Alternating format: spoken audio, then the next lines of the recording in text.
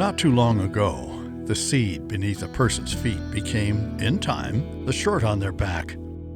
The clothes drying on the line hailed their creator in the field only a few feet away. The process began and ended at home. A screen printer and entrepreneurial survivor hopes others will follow his lead and make their way back home.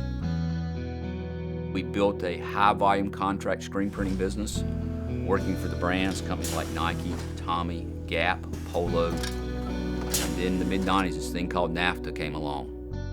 Fostered with good intentions, the North American Free Trade Agreement was organized to encourage trade with other countries. However, many believe globalization has had the opposite impact on American manufacturing jobs. Totally destroyed our business, textiles in this community, textiles in this country. But within 2 years, we went from 100 plus employees to 14 employees. Somewhere in the high 90% of our apparel now is made overseas. And NAFTA was the start of opening that floodgate and chasing cheap labor. A typical t-shirt today can be anywhere from 13 to 15,000 miles before it comes back to your local store. But now you're starting to hear this thing called reshoring, coming back to these states. We formed the brand called Cotton of the Carolinas. Changed the mission of TS Designs to create the highest quality, most sustainable printed apparel. And then we started going out to the people that make the product, all in the Carolinas. We want to control that supply chain. The only way to control it is we got to go all the way back to the beginning, meet that farmer, and buy that farmer's cotton.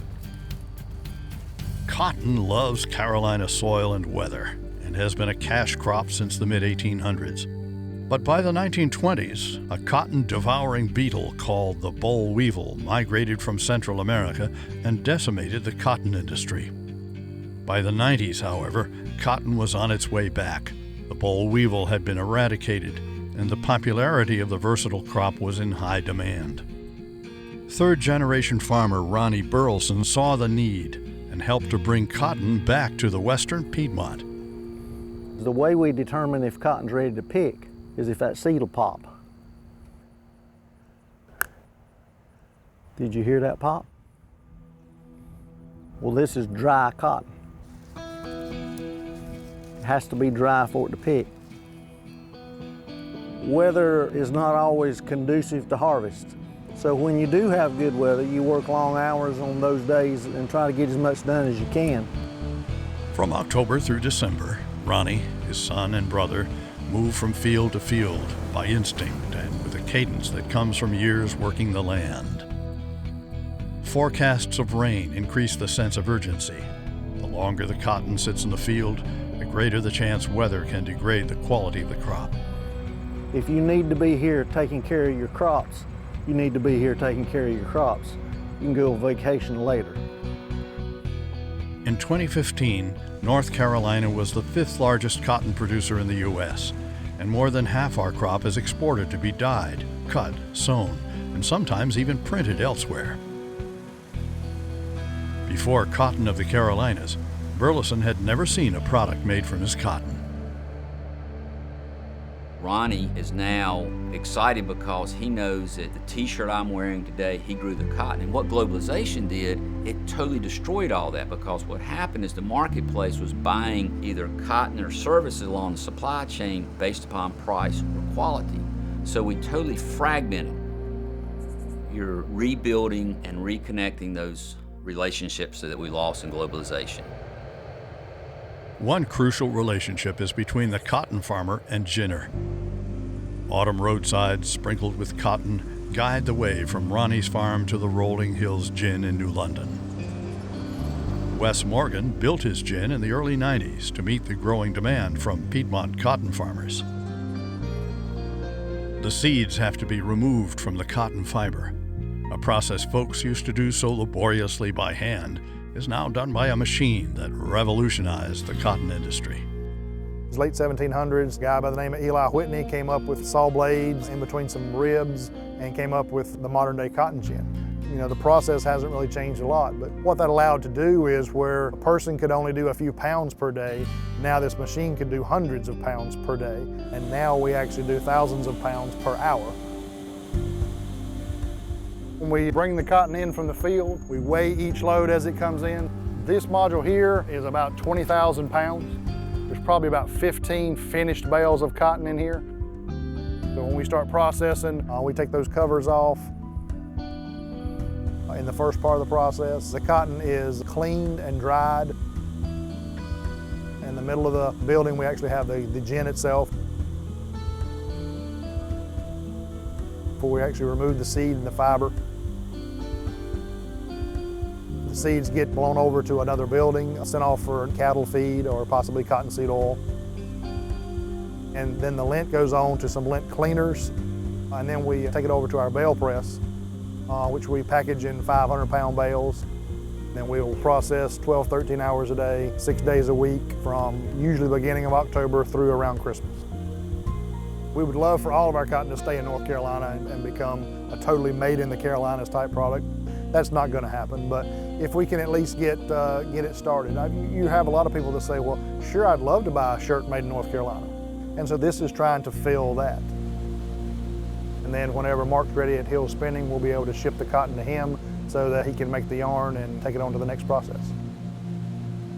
All of this used to be commonplace back in the days when cotton provided thousands of jobs and millions of dollars for local economies. Growing up in North Carolina, I remember every town just about had a textile plant. Tremendous amount of them were cotton mills. They go on and on and on all across the state of North Carolina. There's very few of us left that do this type of business. Yet there are hopeful signs of resurgence and perseverance here and there in places like Thomasville. We actually started back in the 40s when our grandfather started making hosiery. Attached to the hosiery mill, he built Hill Spinning Mill. Just over the last 10 to 12 years, we have closed our hosiery mill, mainly due to imports, and now the only thing left is the cotton mill. The bigger guys, they go for the big volume. Well, we cannot compete with that. Because we are so small, we are able to do a lot of the small orders. Just like the example of the Cotton to the Carolinas program. And we bring that cotton in and we do the opening, we do the cleaning, we do the blending.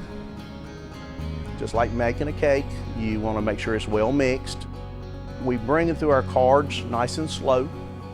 The result is a soft, untwisted bundle called a sliver. Then we take it through a drawing process which parallels the fibers and blends the fibers. With each hypnotic phase, the delicate fibers are joined, twisted, and drafted down into a stronger and smoother product. The roving frame drafts the fibers from a thick sliver down to a much smaller size and adds a small amount of twist to help pull it off the roving bobbin in the next process. Ring spinning takes the roving from a bobbin, drafts it down to the desired size, puts the desired amount of twist into the yarn, and then winds it on a spinning bobbin. We still have some equipment that is original from our startup. We have some equipment that we modernized. Over the years, we have stayed in business by purchasing used equipment from other mills that have gone out of business, use the parts off of it to keep our costs down, and that's part of the reason why we're still here. We feel an obligation to our family name, to our employees, and even to our community to keep these positions and these jobs running. If you're creating jobs in your community and that money is spent back in your community, then it just multiplies. Typically say a dollar spent locally will bounce 7 times compared to a dollar at a big box store. Then most of that money is going out of not only the state but out of the country because they're products that aren't produced here. Hemingway, South Carolina, not unlike other old Carolina mill towns with their diminished populations and shuttered storefronts. But there is hope here, too, thanks to Piedmont Cotton and Hemingway Apparel. Every employee you got is probably creating a job for somebody else. So it's not just that you've got 50, 55 employees. Those employees create jobs for other people. Since 1978, Jack Marsh has overseen the process of cutting and sewing knitted fabric into apparel by the skilled hands of people like these. But the lure of lower costs once nearly tempted Jack to take his business offshore. I went and I looked at different countries, spent weeks. A lot of it was in South America. But I came back home and I told my wife, I said, if it's gonna sell in this country, then I'm gonna make it in this country. If you stop and think, you buy a garment that's made in China, Pakistan, or India, or wherever, how do you know what was in that product?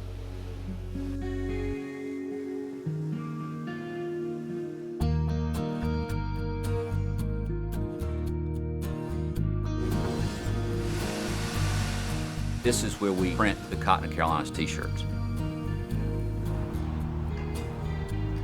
But what makes it uniquely different when you come to TS Designs, you're just gonna see a lot of white t-shirts. We print white t-shirts.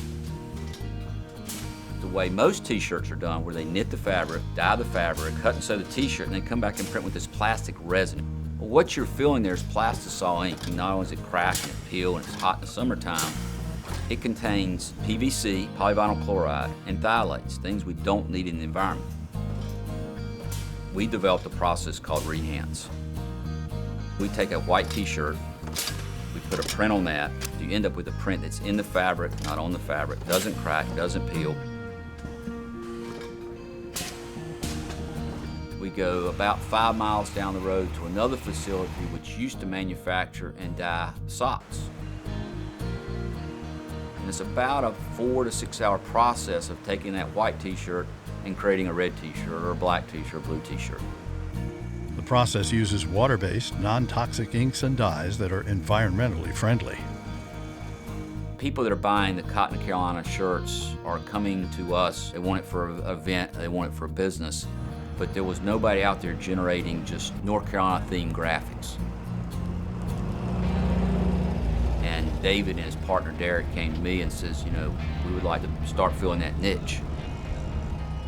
Mindful Supply is a great partner to help take what we're doing from a manufacturing perspective and get it out there to the retail consumer. Both Mindful Supply founders have backgrounds in design and textiles, so their shirts are inspired, full of Southern pride, and in demand. They've also been witnesses to change as production shifted rapidly offshore. What we like to call disposable clothing kind of came along. You know, with that, labor is cheap and clothing was even cheaper. Mix that with retailers and they're going to give consumers a cheap price, but they're going to give them a cheap t-shirt. But I think now there's been a huge resurgence in well-made quality goods, and it's all about knowing where your goods are from and how it lines up with your values. Mindful Supply wants you to know where your shirt came from. Just check out the code on the label. And that code is linked to a website, and you can track your shirt based on the color thread that's in the hem. From that, you can kind of see exactly who made it for you. We give you a picture, we give you a phone number, we give you a physical address, and we give you an email. It's the only apparel, the only t-shirt that has that amount of transparency. Any major brand you can think of most likely will not be made in this country. So imagine you wanted to go see that supply chain. You might as well go ahead and take weeks off, buy lots of plane tickets, and fly around the world.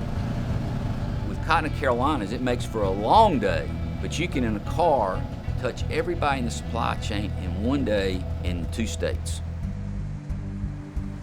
This Cotton of the Carolinas project, it's not but a small part of our business, but I'm proud to be a part of it because we're all dependent on each other.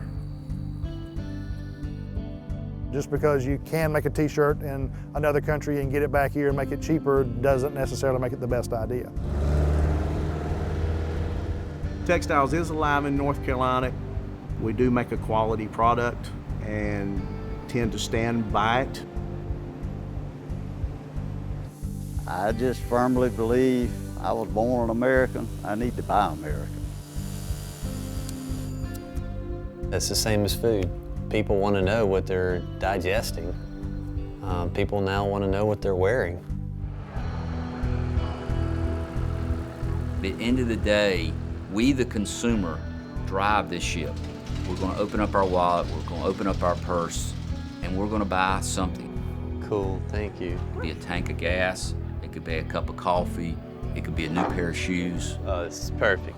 And it starts with being aware. It's grown in Nash County. And by looking at where is it made and how is it made. Yes, grown in North Carolina. Oh, really? Yeah. Yes, ma'am. And if we don't look at that label, then don't be surprised where your product's made.